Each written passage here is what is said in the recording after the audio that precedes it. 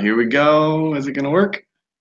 Yeah, I see it. It's live. Hey, there we are. So, hey, this is the Business, Life, and Brotherhood podcast, our video cast, or whatever we're calling it. I am Justin Gazba, and today we've got Arielle Newcomb, and so we're just going to dive right in. And why don't you give the folks at home who haven't met you or don't know you a quick background, kind of what you're doing now, and then back all the way back to school. Yeah.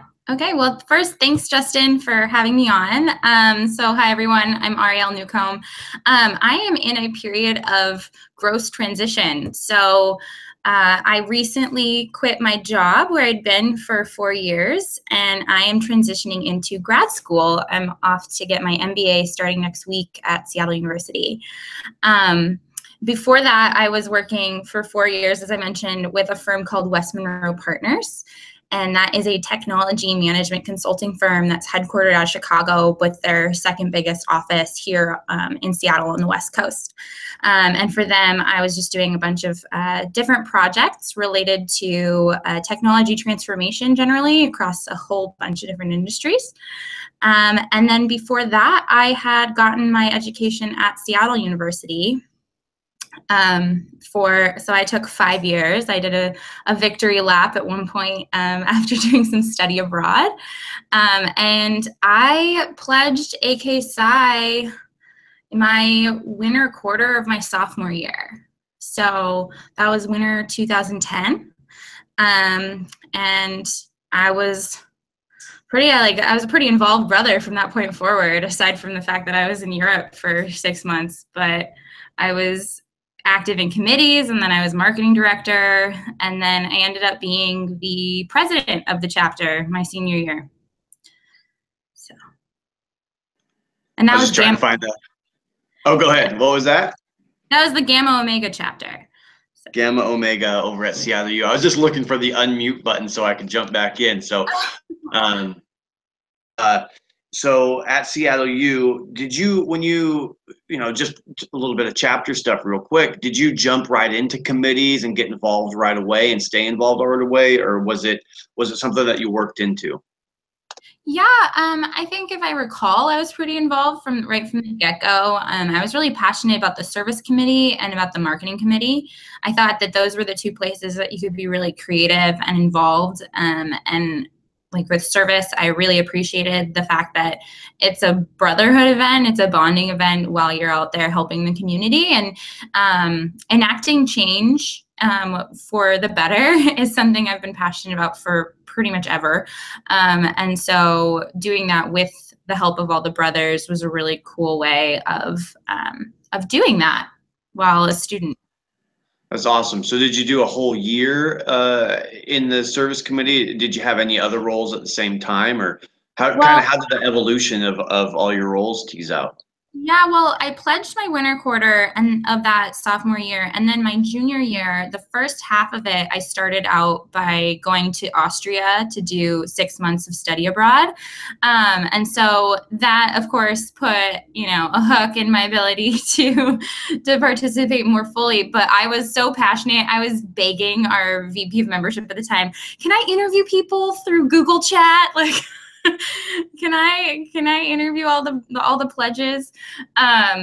And it was actually, I now like my best friend, Rose Breeskin. She's another brother. I met her through a survey. That was our compromise. I was allowed to survey the pledges that quarter when they were pledging when I was away. And we bonded over something in the survey, and we've been friends ever since. That's awesome. That's so great. So you just put together like a Google Chat, Google Form survey and sent it to everybody in chapter, all the pledges? It was more old school. It was just in Word. Yeah. That's my fault. Awesome. This was in 2010. Yeah. No, that's awesome. And then and then I did do a Skype call to interview for a committee position, like to be a director from Europe, and it was 4 a.m. in France. and the entire executive board was Skyped me in so that I could give my pitch for why I could either be a great marketing director or a great service director. And ultimately, they chose me to do marketing. So nice. Had you done service just previous to that then? No, I was just an active brother. So I hadn't Okay, been. so then you came into marketing and then went to service from there? No, just was an active service member. But I was the active director for marketing that junior year that I was in school. And then my senior year, I served as the president. Okay. And what year was that? President or? Yeah. I guess 2012. Okay. Okay, perfect. That's awesome. That's really great. And so super active. When you went to graduate and kind of start down your initial career paths, how did you, because I saw that, Microsoft and a few other firms under your belt, how did you kind of start that process coming out of school? Yeah, well, I had a double major at Seattle University. I did international business, and then my second major was e-commerce and information systems. That's no longer a major that's available at Seattle University, but that's, again, old school.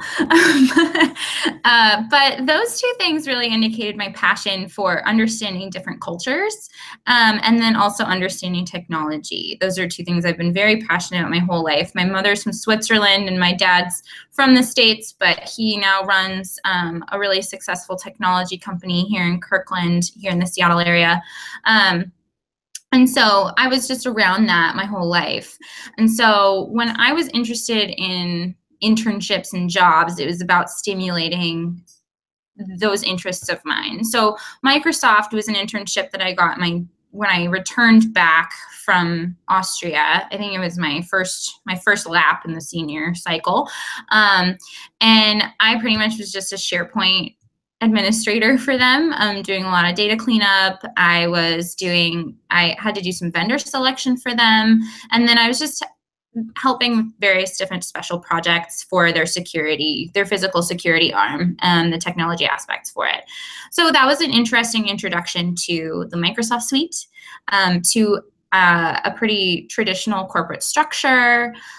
Those were really interesting. And then I wanted to try my hand at something a little bit more creative. So that's when I ended up going to a company called Bongarde. And they're a safety firm. I don't know. I think that they're still around. I know they're headquartered in Canada, and so I heard some rumblings that maybe they had downsized their Seattle office at some point. But I helped them with marketing. So I did a lot of email marketing, coming up with like subject lines and copy for the emails, and just watching, doing A/B testing for what worked well from a day-to-day basis. And then my role transitioned from there into more of sales operations. And that gave me some exposure to using the Salesforce platform as a vehicle for sales growth within that organization. So we looked at ways we could optimize how their group was using that software tool in order to drive more sales and create stronger relationships with their customers.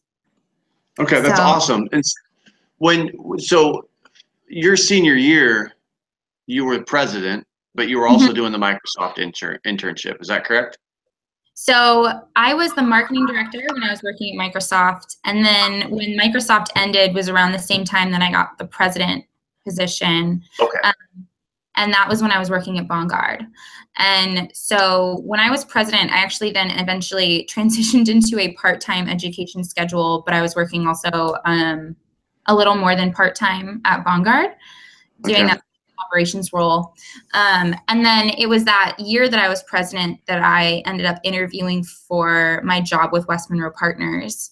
And so the July following, because I graduated in March of 2013, right as my president term ended, that was when I transitioned over to working in consulting. Okay, awesome. So I have a big path. Now that I Yeah. think back on it, it's confusing. Lots of twists and turns.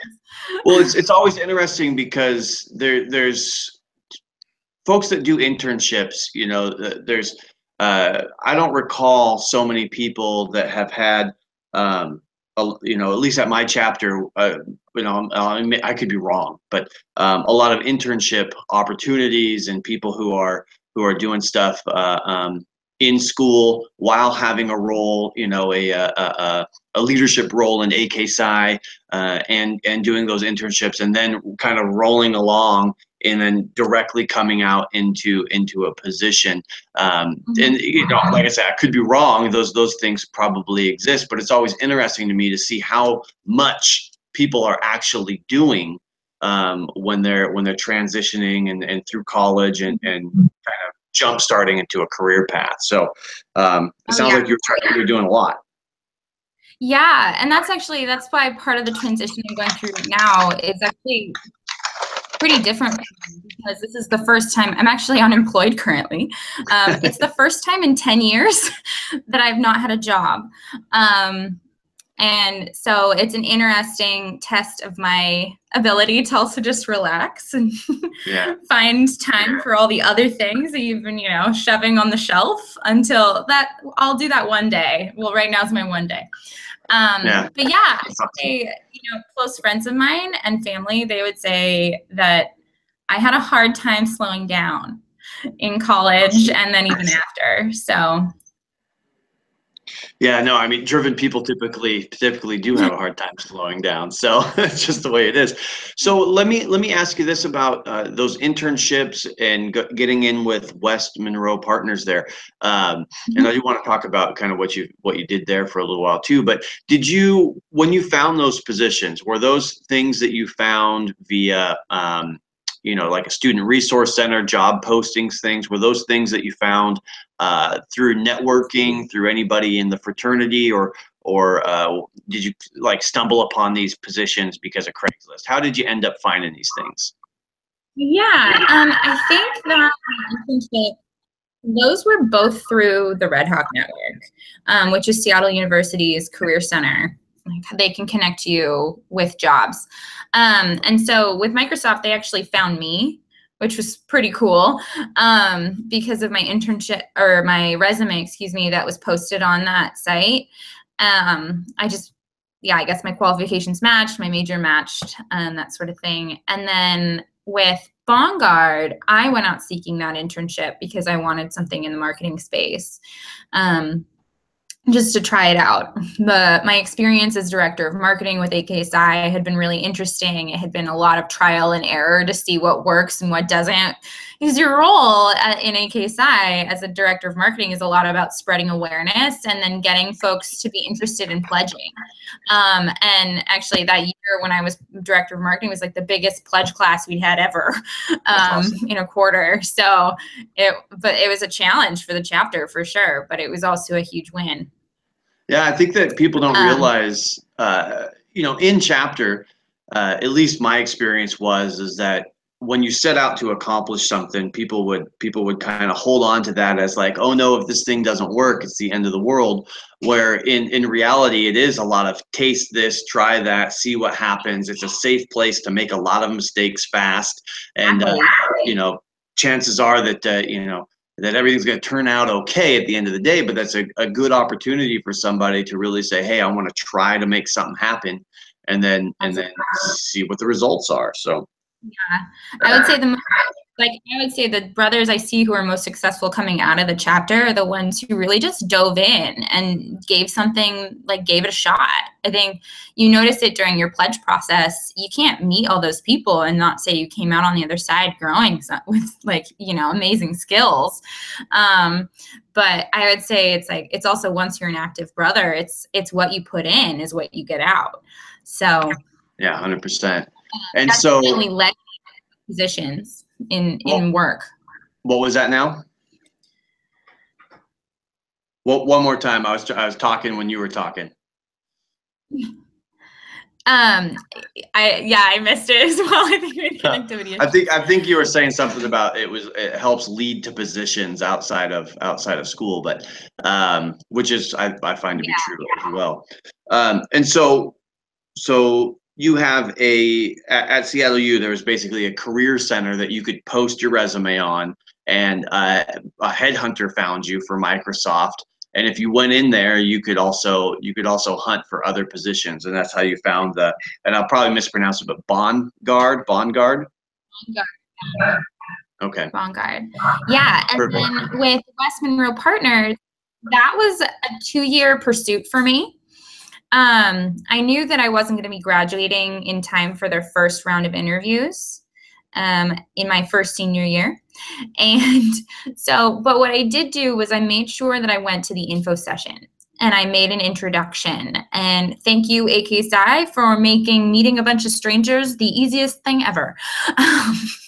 So I made an introduction, and then I came back the next year when they showed up on campus, and that was the one when I was like, okay, and here's my resume, and I'm interested in a job, and I would like to submit my cover letter, and I had it ready, I think, that day.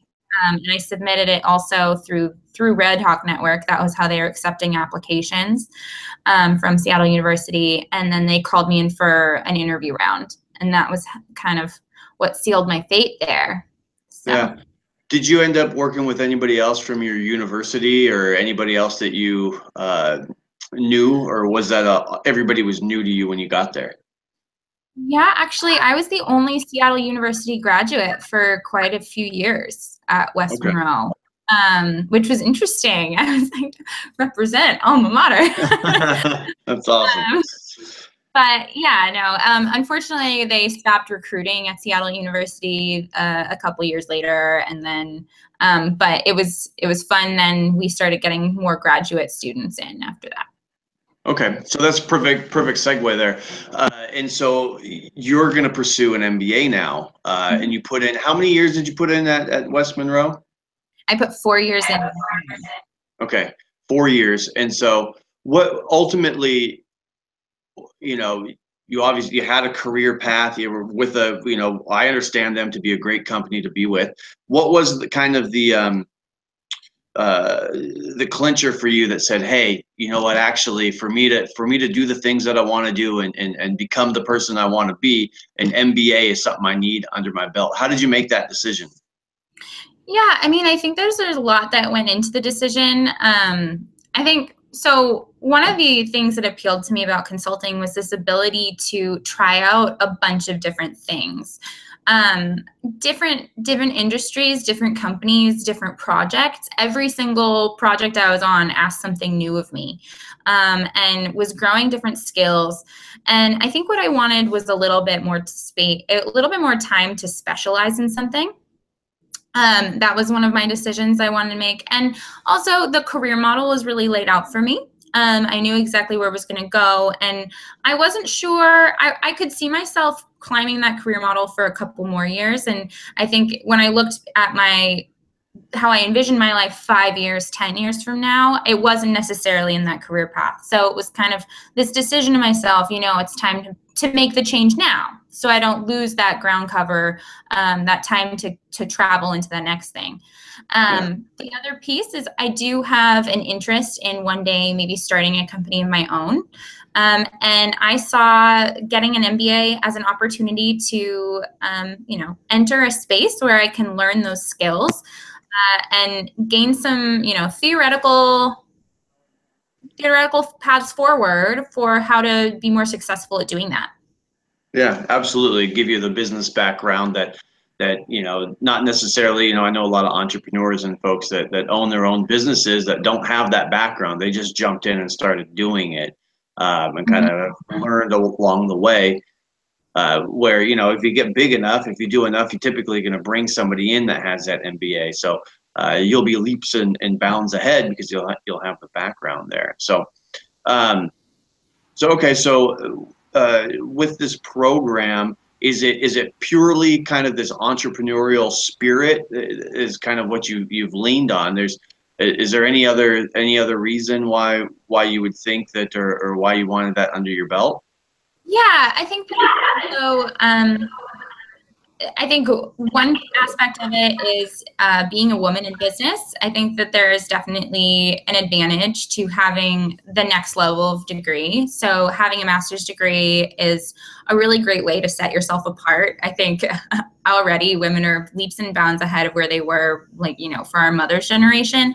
And I think that it's in our best mindset to keep showing the world that we can kick ass. Yeah, 100%. I mean, that makes sense. Yeah, absolutely. Yeah. That's awesome. And so your program that you're going to be in, is it, because I'm not too familiar, but I know there's accelerated programs and there's a bunch of other stuff. How long is this going to, what's it going to take to get that done for you? Yeah, so it's a 2-year program if you're doing it full time, and that's what I elected to do. I could have worked part-time and then done it over 3 years while still maintaining a full-time job, or maybe some flex hours schedules. But I really decided I wanted to, again, pursue a faster track. So I decided to do the full-time program, which involves 3 classes per quarter, 6 quarters long. Okay, yeah, that's not bad at all. And that would be my choice too. I don't want to spend, 3 years can drag on, but if you can knock it out in 2, or even faster if they let you, that's awesome. So that's great. And so, do you have a mind for kind of what your business interests would be? Like, what kind of companies you want to start, or are you going to go back into the consulting world, or how does that? Are you going to manufacture widgets? What direction do you see yourself going? No, at least no. No, I think because of my interest in the tech space, I have an interest in data technology, in ways that you can use the aggregation of data to pull together something really interesting. So my current interest is in how to bring together people to around their hobbies from different areas within their community, and we'll see where that takes me. Okay. Still very early stages, but I'm gonna give it a shot. I figure, you know what, I could fail at this, or I could be really successful, and the only way I'll know which one it's going to be is if I give it a try. Yeah, 100%. And this is, we never know. Like, maybe you say something on here, somebody watches this and they're like, oh my gosh, that's a passion of mine too, or I want to be involved in that somehow. And so I kind of think of this as an extension, of what we did in chapter, and it's just so rare that we see the alumni network, and unless we went to school with each other, right? Then the people talk to each other, but you don't really get to hear what's going on in other people's lives or what projects they're working on. And this is a great way to lean on that. So maybe you inspire somebody else, or have somebody reach out to you and be like, actually, that's right up my alley too. What could we project on together? So yeah, if anyone's an app developer, let me know. Yeah, no, and you're in the right town for that. I mean, there's only a couple of you could just basically put something out on Twitter. Just a few. Find them on Twitter. So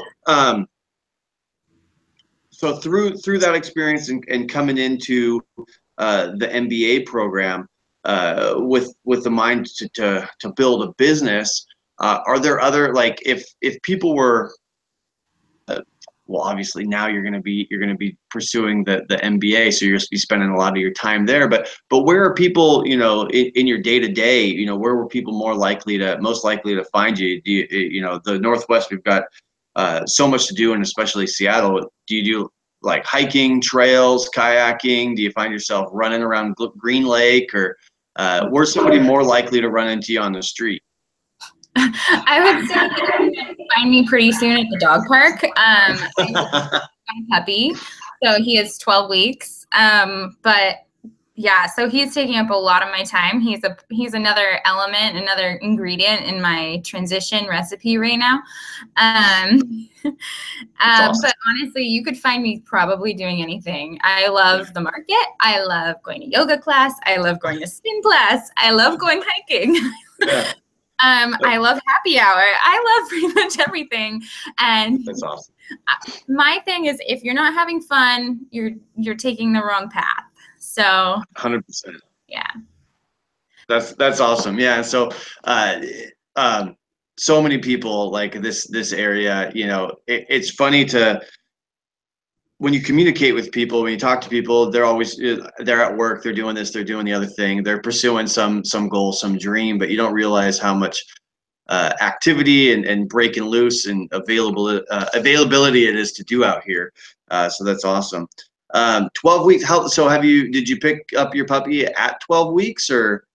No, I think do a little How bit long of do you have? So I actually, part of my, like after I quit my job, I went to Europe for 3.5 weeks. And when I got back, my fiance proposed at baggage claim holding our little guy.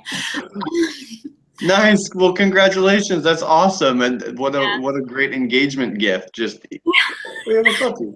Here's the puppy. You know, now you have to stay with me at least for 15 years.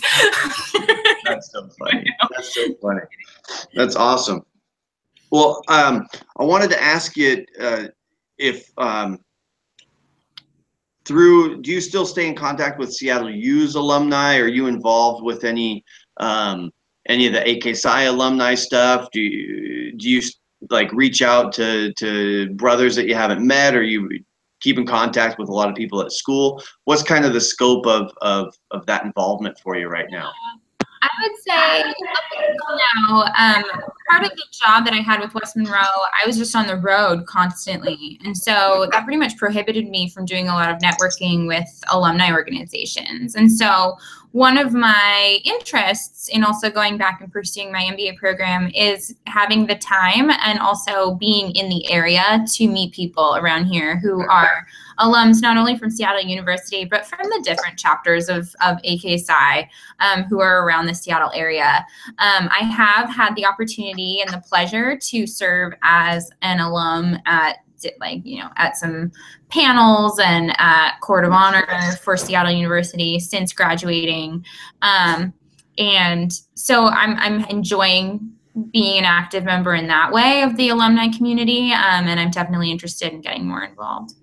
Yeah, that's awesome. I know that in Seattle they have happy hours every once in a while. It's kind of hit and miss these days, but it's always pretty fun and then you gotta remind yourself that, hey, you don't know a lot of these folks, so you better go shake hands and say hello, which is always fun to hear people's stories. So well, right now with you jumping into the MBA space and about to embark on that, are you doing a lot of Are you doing a lot of reading or listening to podcasts? I'm just wondering, with a mind for business and the entrepreneurial spirit that you have, who are you taking advice from? Who are you listening to, in that world that keeps you kind of motivated to keep going?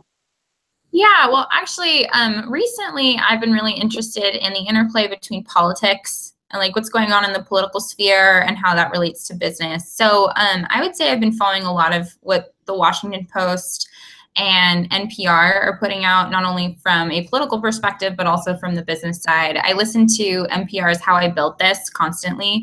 That's definitely related to my entrepreneurial ideas.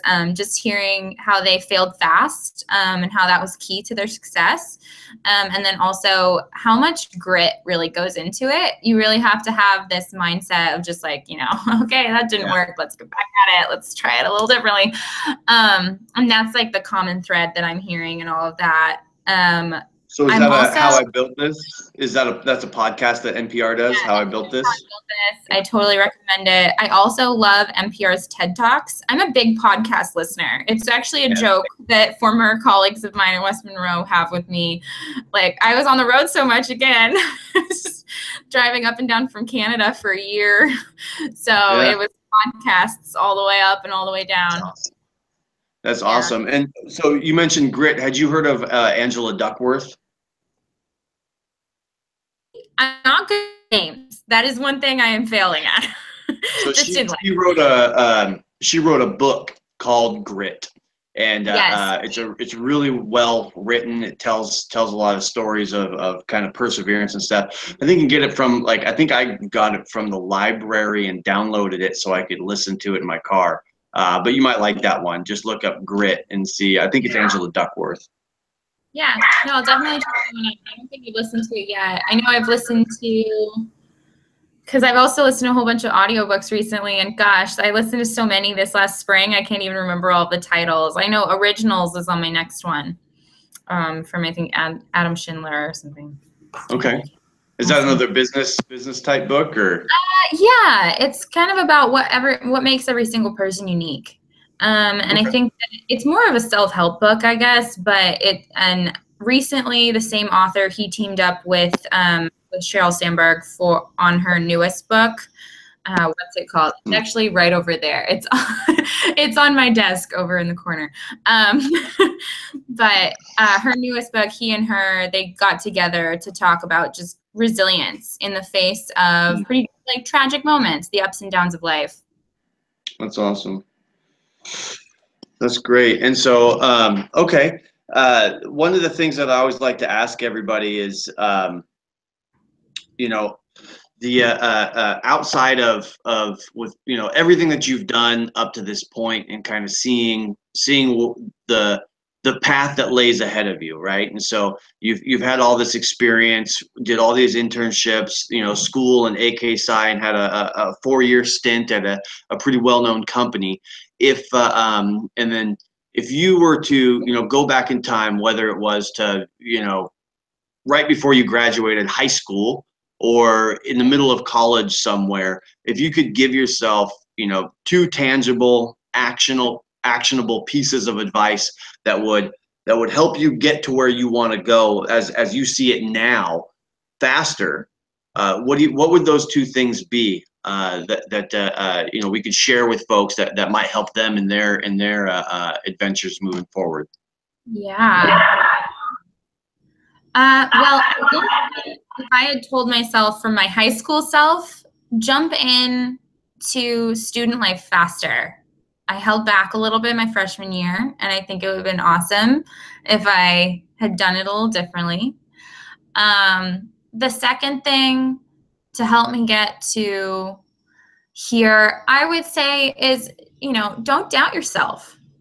There's definitely moments where, you know, in any career, especially I felt it in consulting, there's a lot of feedback. You get a lot of good feedback, a lot of not so great feedback. And sometimes it can be difficult to, you know, sift through it all. And when you have a big pile of feedback in your hands, maybe from like an annual review or something else, like try to get specifics around what that feedback means. So reach out to managers and ask them, you know, like, maybe you could tell me how you got through this, or like how you might have solved this for yourself. But I think at the end of it is just don't doubt yourself that you can come out on the other side, because life takes ups and downs, and you can sometimes go plunging with them. And I think, you know, this is a good period of our lives. We're young. It's when you're supposed to have those challenging moments. It's a lot harder when you're older. So.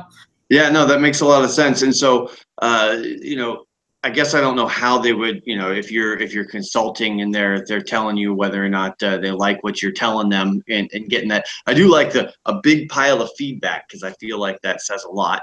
But do you think that, you know, in your position as being a young woman professional, that some of the feedback was more or less so, or on the projects that you worked on, and I mean, did you have a lot of woman role models at your firm that you could work with and talk to about those types of things? And yeah, tell me a little bit about. Yeah, it was definitely important as a female to seek out female role models in a pretty male-dominated industry. It was something that our firm was working on while I was there, was how to give more mentorship to females who are trying to climb in their careers. And one of the things that West Monroe prided itself on was this idea for professional growth and development, in which case then it was a very parallel group. It was a very parallel organization to that of AKSI, in that you were doing a lot of growing and there was a lot of space to try new things internally, if not on a project itself. And with that, we also had a mindset for receiving feedback after projects. So go out and ask for the feedback. And you know what? It transferred into personal life as well. So I would go out and seek feedback from friends at different times. And sometimes you hear feedback that you just don't fully understand. And first gut reaction, I think, especially, I don't know, maybe not necessarily as a woman, but sometimes feedback is definitely geared toward more of like the male industry. They're looking for, I guess, traditionally male characteristics of how they approach problem solving, how they handle their emotions. And I think one of the things that we just as the generation, like as, the Gen Y millennials, we're going to be facing this more and more, is how to really even the playing field also, and just of what we expect from the different members at the table. Everyone who's sitting there, male, female, whatever, older, younger, we need to figure out how to just have like a more, I guess, fair and understanding of how different people will react to information. Yeah. That's awesome that the firm kind of had that policy where it was, they did seek feedback. People knew that they would be seeking feedback and were able to have those conversations. And the growth and development for the company is super interesting, because more and more, when I visit with people like this, or, just in general, you hear all these stories, and it's so funny it was so much like AKSI, where either it's a corporate structure where they, and they hold meetings, and it's like, Robert's rules and all that stuff, or if it's like somebody who's, just got into a condo, and there's, the condo board and all the rules and regs and how it falls down. So I appreciate the theme. It's pretty interesting that so many people have the similar experiences that way, where they can say that, hey, leaning back on college, because we tried so many different things, or we did so much in chapter, that all this stuff coming out of school was pretty easy to understand. So that's super interesting. Absolutely. So were you able to did you have other folks at your firm that were role models for you, or mentors there, or how did that tease out? I would say that was another thing that West Monroe was really unique in doing, is that from the very beginning, they had this model of career equity. So investing in your career, developing, the same way that you would want to build financial equity by putting in investments to grow it and have a big nest egg at the end of your life. They make the same approach with careers. So from the get-go, they team you up with a coach and with an advisor, and they encourage you to build a board of advisors for your career. So people from different industries, or just like, in our case, maybe more locally to the firm, it would maybe be different practice areas, who could probably shed some light on how you could approach problem solving. And they had a very good open door policy with directors. So I had a lot of opportunity to go in and just set up coffee with the managing director of the West Coast. And he was always willing. And same with all of his team and the leadership team. That's awesome. And so that was really cool. And then of course, a lot of the folks that I started with, who were all part of the consulting suite, that's what we called it, the C-suite, they were a couple years ahead of me. And when they were promoted into more of a manager position, our peer relationship then also became a lot more mentoring focused. And that was invaluable as well. When there were different dips in career, like the highs and the lows, they were able to help me figure out all the different ways to navigate that. Because of course there's a lot of office politics. There's you know, how do you want to get onto your next project? What do you want that to be? Like, what is best for my career? And, you know, at one point also I had to say, like, well, shoot, like, I'm 25 years old. I don't know what I want, you know, like that was a couple of years ago. And that's normal. And that was also one of the things that they were able to kind of share is, you know, it's maybe not so realistic at 25 years old to know exactly what you want to do. Like, yeah, absolutely. And as you grow and become more, you're going to do different things. And as you continue to educate yourself and do those self-development things and look at goals ahead, it could all change, and that can be okay. Yeah, so exactly. It's different now, right? You don't just sign up and start to work at Ford and stay there for 48 years and no. I'm sure that a lot of these companies would love if you would stay. It costs a lot for a company to like lose someone and bring someone back or something else. You know, acquisition, I heard, is like maybe a third of a person's salary. Yeah. So that's great. When it comes to like finding them, hiring them, coaching them, training them. So I think that companies find that they need to be more competitive in what they offer people once they're there too. And that's something I keep in mind for myself as I think about starting a company one day is what kind of opportunities will I provide my employees so that they feel like they have, you know, that there's always an ample room for them to contribute however they would like and grow their careers. And with my dad's company, he's a CEO as well. And I try to give him tips on what maybe us millennials are thinking about being in the workplace. Because, you know, I think that's an important position that we're in as well, to provide that feedback up to our elders. Yeah, 100%. I mean, the millennial generation is bigger than the boomer generation. So we'll see how that teases out in the end. They're definitely going to be voicing their opinions.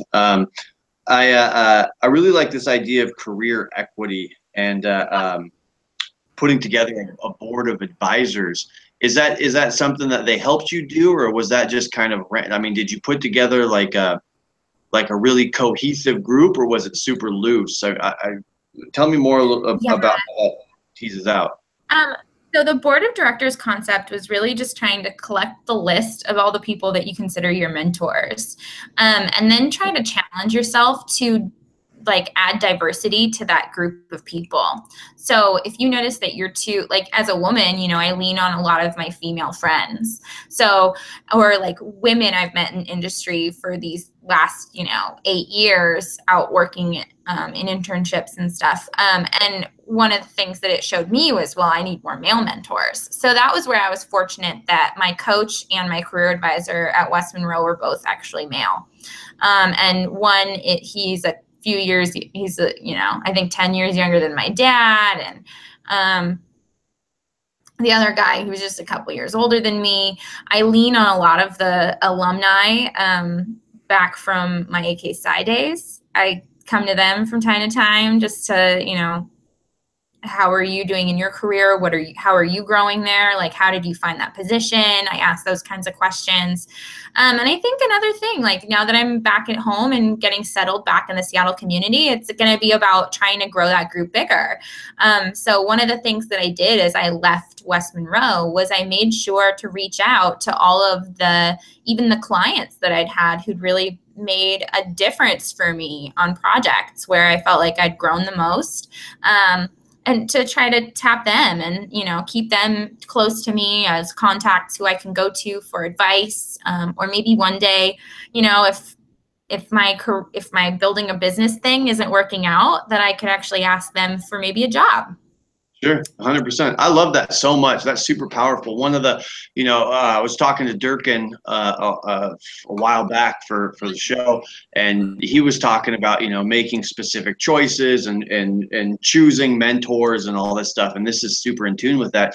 I wonder, how formal is that list? I mean, are you keeping that in a CRM or an Excel spreadsheet, or is this just something that you have kind of top of mind of people who you look up to, take advice from, value their feedback? Yeah, I would say that's top of mind. Of course, I'm connected with them on LinkedIn, and I think LinkedIn is like, the poor man's CRM or email. But it was a lot about just trying to capture their email addresses and saving them in my Outlook before I left. And then, making sure to make that contact. This conversation is reminding me that I owe a few of those people some responses. The puppy has taken a lot of my energy. But I would say, yeah, it's,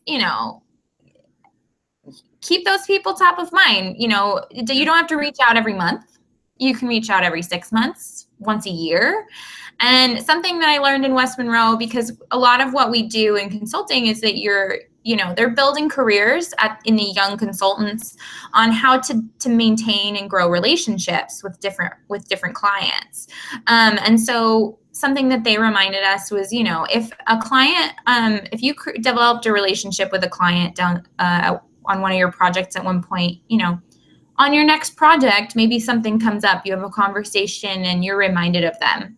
Use that as a quick little intro to say, hey, Sally, was just thinking of you. I was in a long facilitation meeting about data governance and thought back to our project. Gosh, that was a good project. I really hope things are going well. Let me know if you want to grab coffee. That's all it has to be. And it's super, they might respond to you. They might not. They might respond to you in 2 weeks.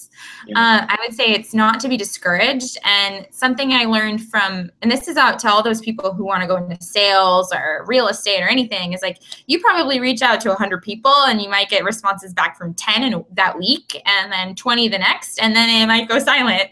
But it's, you have to just keep trying. But the act of building those relationships and putting forth some real conscious effort to say, hey, you know what? I worked on a project with that person. It was a good relationship. I enjoyed that. And, you can foster those relationships and make them more, or you can let them die, and so, and if it's as easy as shooting a text and grabbing a coffee, why wouldn't you do that? Especially if you appreciate that person. So that's awesome. I love that's so tangible. That's so, and for the folks listening and watching at home, to be able to say, hey, let me put together 5-10 people that I value their advice, that are close enough that I could have a cup of coffee with, that should I decide to make a career change or whatever, that these are people that I can reach out to, or even, folks in your position with going back to school. I mean, that's really tangible. That's awesome. I have so many stars on my sheet of paper. I'm like, this is great. So this is the net benefit for me, right? I get to visit with people who are actually doing things and pick their brain and see how I can do better too. Well, that's awesome. So, I know we're starting to get a little long on time, but I got a couple of last questions for you. The first is, was there anything that when I reached out to you and asked you to be on, I'm so thankful that you made time for me. Was there any specific things that you wanted to touch on that we haven't covered yet, or thought we might talk about? No, I think that we've covered a lot. Actually, I would say there was something that going back to the career equity thing that we were talking about, another big exercise that I think actually led to me to where I am right now, that's a big part of that, is this concept of a 3-year letter. So back in high school or in elementary school, where you'd write yourself a letter for your time capsule. Yeah. It's kind of the same idea. But when you think about like who's on your career board of advisors, like that's all great. But if you have no clue where you're going or what you're trying to get out of those relationships, those mentoring relationships, they can't really help you. Yeah. And so one of the things that West Monroe also guided me to do, and now that I'm actually, going through this transition, I'm interested in trying to pick that up and dusting on off again this fall, is this concept of writing yourself a 3-year letter. I think this is really important for maybe someone who's like a junior or a senior in college, or someone who's like 2 years into their career and maybe just isn't sure. Actually, it's something you could do every year, but I think it's harder when you're right at the beginning. Write yourself a letter addressed from yourself 3 years from now about what you've accomplished. And don't make it just about career. Make it about life. Make it about your hobbies. Make it about your faith. Make it about anything that, like, those values that are core to you. And like, tell yourself what you accomplished over the next 3 years. So that it gives you a goal and like that gives you that shining star, that, that goalpost, so that you have a target. Because and it doesn't need to be super specific. You don't need to say, I'm going to go get a job at Microsoft and it's going to be awesome. I'm going to climb the ladder and I'm going to be an executive by 30. Like, no, like you can say, I would like to work in technology and I would like to find my way to have a position on a junior board of directors for a nonprofit. And that would be a really like enriching way to give back to the community while developing relationships. Those are the things that you can add to that. And it's hugely helpful. And so last November, that was when I kind of surprised myself and wrote in my 3-year letter, a year from now, you've applied for and gotten into a master's program. That's really interesting. Yeah. And sort of like the launching point, it kind of lit the fire under me that was like, okay, this is something I'm going to do. Because back in November, when I wrote that sentence to myself, I had basically I'd done like some small amounts of research, but I ended up applying in January, and then it all kind of launched from there. That's super interesting. I've done that myself, the kind of in a different capacity, right? Where I've done kind of like a 3, 5, and a 10-year goal, but I've always written it as if it was already done. Mm-hmm. Right. So it was kind of like that letter to myself, exactly. And then Stephen Covey, he's the guy that wrote the 7 Habits of Highly Effective People. And mm-hmm. probably his most quoted bit is, start with the end in mind. Right. Because if you know where you're going, if you have an idea of where you're headed, it's easy to reverse engineer. Well, what does it take to get there? What am I going to have to do? What steps along the way? And then you can start to put a plan in place. The brilliant part is that you can just start over anytime, really. I mean, practice a little grace, mercy, and forgiveness. So if you wrote, hey, I'm going to be C-level Microsoft, I'm going to be that guy, I'm going to be that gal, I'm going to do it, and you don't, well then, oh well, just write a new plan. Just start with the end and start working backwards. I feel like a lot of people, when you start talking about goals and dreams and all that stuff, they feel like they're being pigeonholed into that thing and they don't know how to get there. Yeah. But just like a little grace, a little mercy, a little forgiveness, and then try again. So I love that. That's so awesome. Yeah, that's super tangible too. So of course. So good. Well, let me ask you this. This is kind of the last question I have for you, and I think that it plays right into this really well. So insofar as and you can define success any way that you want to, and people all have their own kind of that can look like, what that should look like, or what it's going to look like for them. But what do you think sets apart successful people, health, wealth, family, friends, and all that, however it's defined to you, from those who quit or settle for maybe mediocrity, or don't even let themselves get started? What do you think that really sets apart those types of those people? Okay, so I have 2 answers. One's a little more like, I don't know, like mystical, like law of attraction-esque. One is just like the most successful person is the person who's actualizing their dreams. Like if quitting their job and going and living in Costa Rica and being a surf instructor is someone's dream, and that's going to ultimately fulfill them the most, and it fulfills their values at the core, I think that is a highly successful person. The other side that's more, I guess, like corporate capitalist is the successful person is the person who has a goal in their head and that they've, I think we've talked about it multiple times today, is they have a set of goals. They're willing to try to fulfill each, like go for each one, figure out your plan to achieve every goal. And they're willing to change their path if that's not working, and they listen to feedback from others to, course correct and figure out what's going to work better. They are the people, if you notice the highest level executives, those are people maybe they didn't necessarily always follow the path that they thought they were going to be on. So yeah. I think that goes back to this idea about like what we were just talking about with the letter is like, find yourself being surprised.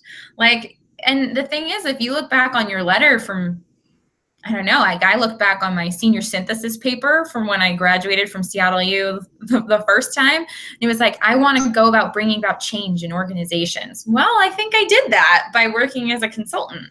And I'm looking forward to doing it more. And, I think you'll be surprised at how you find your way to those things. So that's, I think, success. That's awesome. I love that so much. And that's why, when I ask the question, however you define success, because for everybody, it's going to be different, right? And so 100%, like if your highest, best goal achievement is hanging out down in Costa Rica, living in a hammock, then 100% you did it. You won.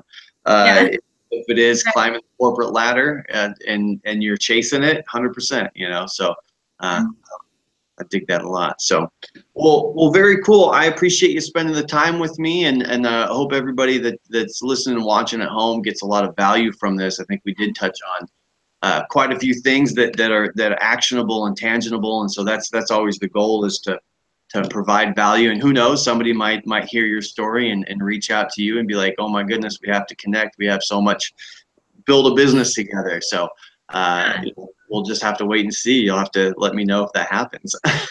Yes.